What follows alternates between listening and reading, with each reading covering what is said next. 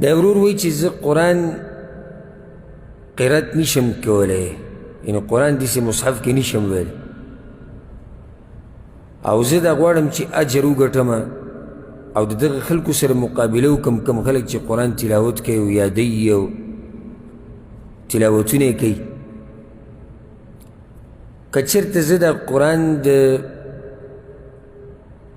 ریډو نه یا د انټرنیټ نه یا د کمپیوټر نه یا د موبایل نه یاد کړم چې بهی کې یو عالم یا یو قاري تلاوت کوي او زه اورم او یادوم یې، نو ما ته به دغه اجر میلاویږي او که نه؟ الجواب، د دې نه مخکې چې دې مسلې جواب ورکړو، د دې ورور دې همت ته او دې شوق ته او دې مقابلې ته موږ هم پسخي وو. یو سړی چې قرآن نشي ویلی نه دی او بیا پوه شو د قرآن په عظمت باندې چې دا یو عظیم کتاب دی او زه د اوسه پورې د دې نه ناخبر وم او بیا کوشش شروع کړه وایي چې زه مقابله کوم د هغه خلکو سره کومو چې یاد کړی دی او کومې چې یادوي او کومې چې تلاوتونه کوي، نو ماله به الله اجر راکړي او که نه که چېرته زه دا په دې طریقې سره یاد کړم. او دې ته وایي د مؤمن همت.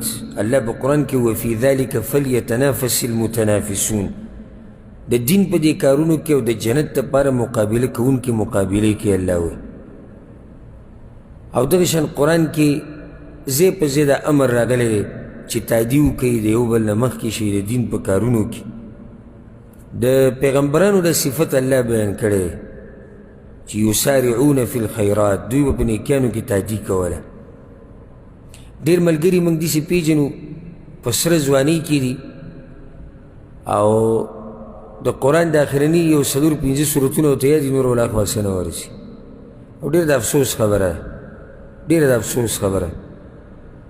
دا حدیث به تاسو ته یاد وي، پیغمبر صلی الله علیه وسلم وایي قیامت په ورځ به الله هغه کس ته وایي چاته چې قرآن یاد وي، اقرأ ورتل، اقرأ ورقه ورتل كما كنت ترتل في الدنيا. الله به ورته وایي دا قرآن لوله په ښایسته طریقې سره لوله څنګه چې په دنیا کې لوستو او د جنت په درجو کې خیږه او چتېږه. ستا ځای هغه ځي سره دی کوم ځای کې چې به ته اخرنی آیت ختموې. معنی دا شو چې یو انسان ته په جنت کې دومره درجې میلاویږي څومره چې ده ته آیتونه یاد دي. و ستا دا خوښه ده، الله اکبر، دا څومره بدبخته انسان دی چې ښه ورته پته ده چې د جنت درجې ما ته ډېرې میلاویږي په ډېرو آیتونو یادولو سره او بیا هم نه یادوي. او سوچ وکړئ دې ته ځه، لکه یو سړي ته وویلی شي که مزدوري دې ډېره وکړه پیسې ډېرې میلاویږي، شپه ورځ مزدوري کوو ډېرې میلاویږي، او ټایم لګوو مزدوري پیسې ډېرې میلاویږي. نو څومره زور ولګوي. د دنیا هغه څومره خوندونه چې دي هغه ټول شاته ګزار کړي او زور یې لګولی چې ځکه پیسې ورته ډېرې میلاویږي. دلته مې کار پرېښه هلته ځم ولې هلته پیسې ډېري، هلته ځم ولې هلته پیسې ډېري.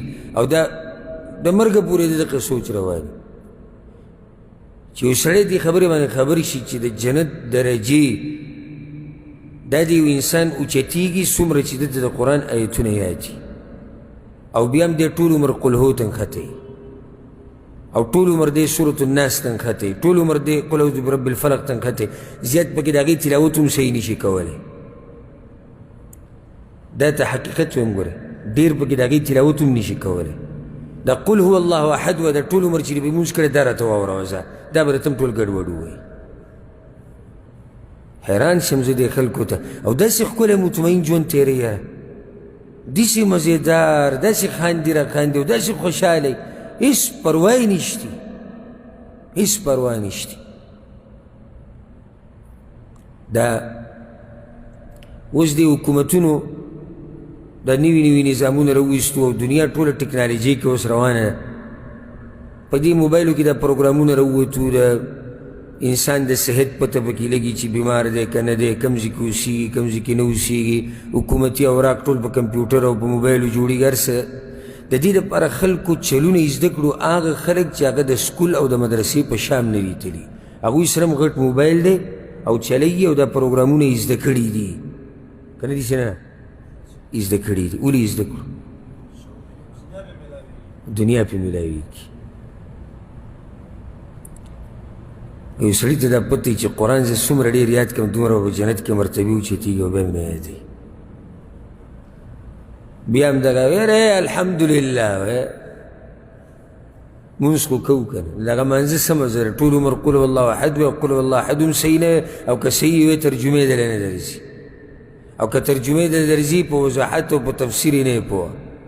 په دې مانځه کې به خوند د کوم ځای راځي او په دې ژوند کې به خوند د کوم ځای راځي.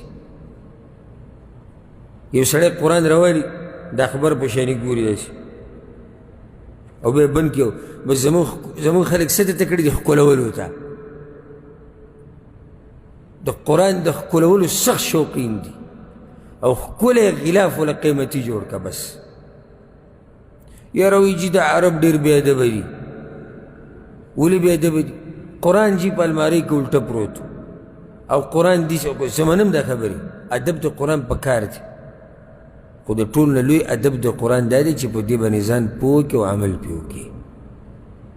عمل پې نه کې یادې نه ځان پې پوه کې نه او تش ښکلی هېڅ معنی شو. قرآن خو الله دې پر نه یې رالیږلی چې صرف یې ښکلوه او قرآن خو الله دې نه یې رالیږلی زموږ خلک یې تعویذونو ټاکوان دي تعویذونو ته جوړوه په داسې ټیم کې ورته قرآن رایاد شي چې قرآن کې وایي شفا ده صرف ورته دا ټکی یاد دی قرآن کې څه دی شفا ده نو تعویذ ته جوړ کړه او میخې ته یې ور واچوه او یا به د ګاډي ته پروت وي او په دغه حال کې به د ښځې سره کوروالی هم کوي او سندرې هم اوري او بېحیایي به هم کوي او ګناهونه به هم کوي. قرآن دې ته پروت دی جي شفا ده پکې. قرآن دې لپاره خو نه دی. بل وزیر یو کس ورکړي و د پنجاب و زمونږ سره ملګری دی په یو مجموعه کې او ښه تکړه عالم دی. هغه ورکړي چې زما نیکه چې هغه اوس ژوندی دی وایي هغه قرآن ختم کړو. ملګري ورته وایي چې څومره عمر دی چې قرآن یې ختم کړو؟ وایي 93 کاله عمر دی 93 لږ لږ یادو لږ لږ یادو نن یې ختم کړو. تاله څه چل دی ولې سخت کارونه خو داسې کوې لس بلاکه دې په شا راغستي دیوال ماتې غر نړې هر څه کولی شي او چې تو قرآن اخرنۍ سپاره صرف یاده کوي یاره بس وخت نه وي بس وخت مشکل ته به چې دی چې ته په یو غټه عهده باندې دی او ټوله دنیا مسلې ته به اوږو پرتې دي داسې تشې بانې دي څوک چې کوي هغه یې کوي د 93 ساله په عمر کې بوډا سړی قرآن یادوي تاله څه چلی ته یې نشي یادولی. نو دا یو نصیحت راځو د رور دې مسلې له الله وی ولقد یسرنا القرآن للذکر فهل من مدکر. دا قرآن الله وی ما آسان کړی دی نصیحت دپاره څوک به ترې نصیحت واخلي الله ور آسان کړی دی خو چې څوک کوشش وکړي. دې رور ته موږ دا وایو چې ته کوشش کوې انشاءالله الله به تا ته آسان کړي او دا درته م ووایم پیغمبر صلی الله علیه وسلم څه وایي صحیح بخاري او صحیح مسلم کې روایت ته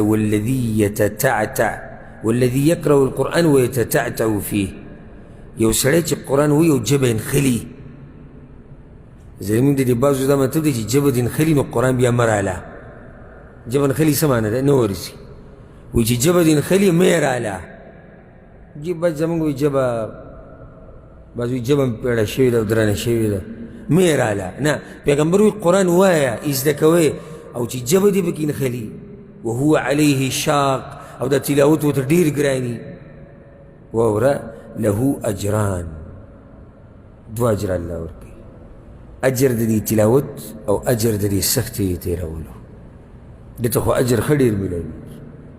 ایو سړی روان قرآن وایي هغه ته یو اجر میلاوي ایو سړی قرآن وایي او نښلي پکې او غریب یو آیت په مخه وایي او ودرېږي او د یو نه تپوس کوي او د بل نه تپوس کوي دته دوه اجره میلاویږي. دې ورور ته موږ دا وایو چې الله به ډېر اجرونه درکوي انشاءالله. بله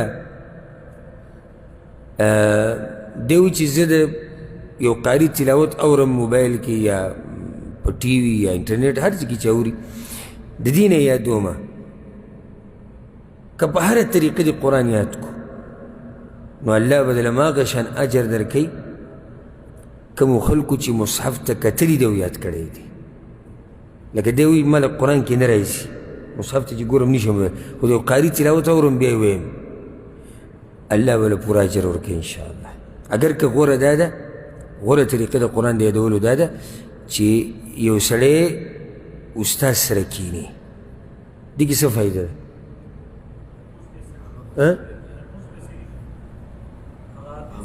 تلفظ به صحیح خو دین خپل کیدی شي خو دې دلته اوس هم متعلم دی